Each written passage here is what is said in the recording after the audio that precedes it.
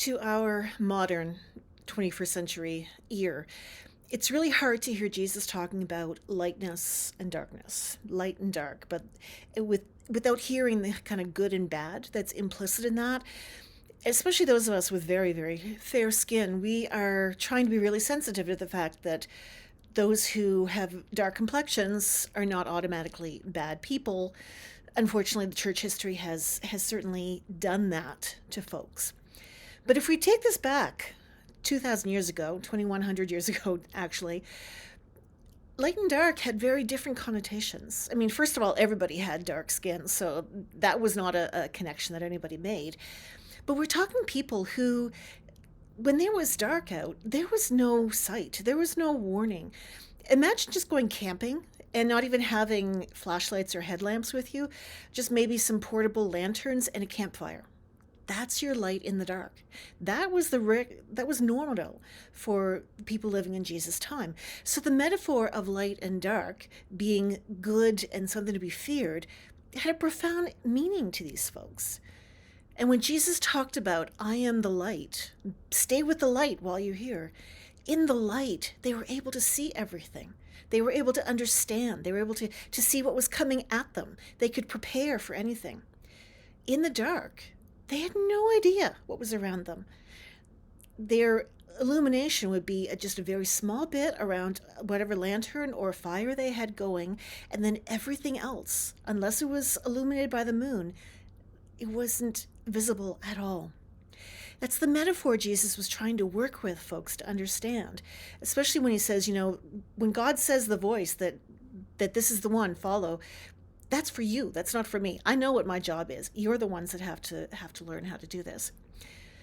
We're so geared up in Christianity to not make ripples, to just look at a metaphor and leave it on the page, to nod and say, yes, yes, we agree with this, and then walk away the next day as if nothing of it mattered.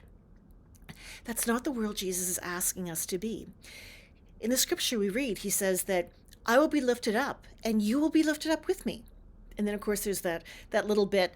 Jesus said this to show what death he was going to have, because that's that after the fact, reading back into the scripture that we've been dealing with John. But he said, you will come with me. Now, this is something that Christians have really, really hard time grasping. Jesus said to come with him, not with the institutionalized church. We are not here to get someone to buy into Greek theology or Roman liturgical expectations. We are here to live out the dream and the promise of the social revolutionary who wanted to change society and knew that he was so angering the authorities that his time was limited. There's a lot of revolutionaries around the world throughout history who have been able to say the same thing, and yet they've pushed on because they've already had the vision of someone who has done that. God surprises us in amazing ways every single day by us seeing God in action. And it's not going to be sitting comfortably someplace. It's going to be being made very uncomfortable, or challenging assumptions, or hearing someone else tell you what they think you are before you get an opportunity to straighten that out. We've got to bear all of that. Jesus certainly did.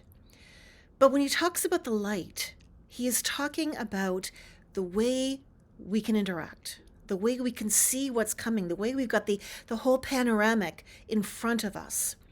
That Jesus gives us that new way, that illumination that we didn't have otherwise. We can choose to be in the dark, many have, but we don't have to stay there. We can choose to see what's coming. We can choose to see what's around us, and we can choose to see what needs to get fixed, what needs to change, what needs to have God actively involved in that through our own actions. We are the ones who will bring about the world. Jesus taught us how, set the stage, and then departed. Because if Jesus had lived as he had those years that he was ministering with his disciples, it would have become a cult of the person. That was not God's plan. God's plan was that everybody contribute to the changes that are so needed.